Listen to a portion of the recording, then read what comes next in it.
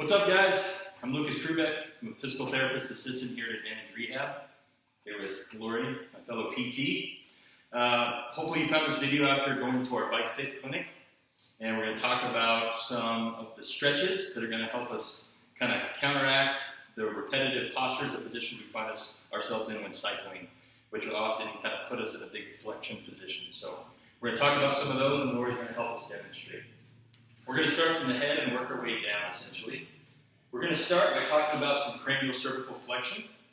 What we're looking for here is to get that neck moving in a more proper way.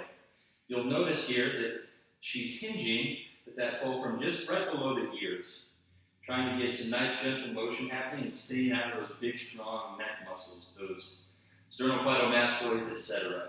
So we're trying to keep those guys quiet and let some of that mobility happen that we often miss. With this, we're going to add a stretch for the anterior shoulder girdle or some of the opening up the pecs. So Lori's going to open her arms, palms towards the ceiling, while she sustains that cranial cervical flexion we talked about. Again, that's going to help open up a closed position that we often find ourselves in while cycling. This is going to be a static stretch for those arms. So we're going to hold that for 30 to 45 seconds, maybe 2 to 3 times to help stretch that out.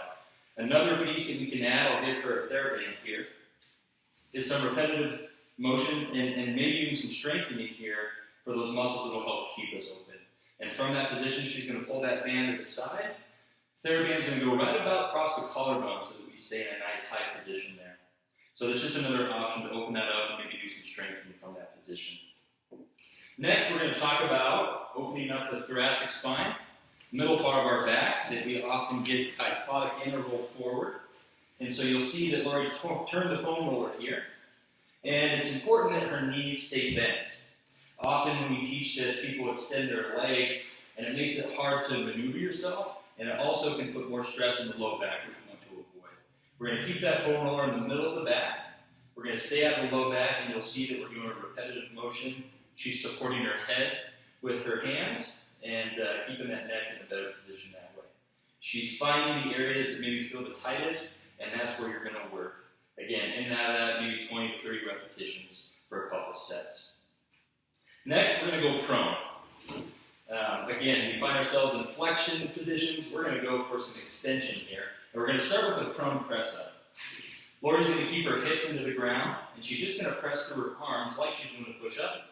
And we're looking for that extension coming through the low back and opening things up in an opposite position we often find ourselves in. This is going to be a repetitive motion as well. Repetitions may vary, and you're going to do a couple sets of this. Following this, we're going to go extension kind of through the whole system, and we're going to go arms and legs both extending up towards the ceiling. We call these Supermans often, and this is going to help us get some hip extension out of this as well. Again, repetitive motion. When she gets to the top, she's holding for just a second or two and feeling this in the areas that she wants to feel it. To make this transition into something maybe a little more difficult and to add some shoulder motion, with that extension, we're going to do some prone snowmans here. Now we're getting those shoulder blades, that glenohumeral joint moving, and getting things opened up as well. As we continue to talk about extension, we're going to talk about the hips now. We're going to get in our half kneeling position.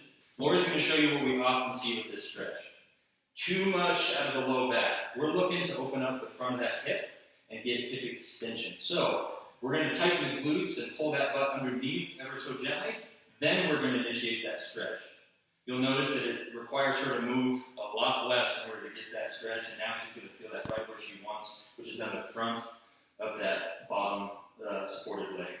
So there's our hip extension. We're going to hold this again statically, 30 to 45 seconds, 2 to 3 times this side.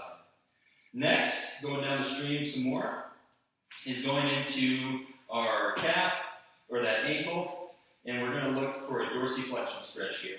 We often find ourselves the opposite with those toes pointed while cycling. She's going to let that knee stay straight, let gravity and her body weight push that heel and ankle down until she feels that stretch where she's looking for it. Looking to feel that in the calf, of course, and again, sustained holds like we've talked about. The next and final one, kind of going back upstream, is with the wrist.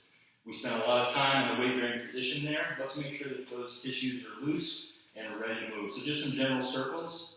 And then we can transition from that into some flexion with some overpressure and sustained holds the kind of, again, counterbalance position we find ourselves in when cycling. This is going to definitely help you, and I'd say give it a try. You can do it before, after cycling, whenever you feel like you need it, and I think it's going to help you a lot. So give it a try, guys.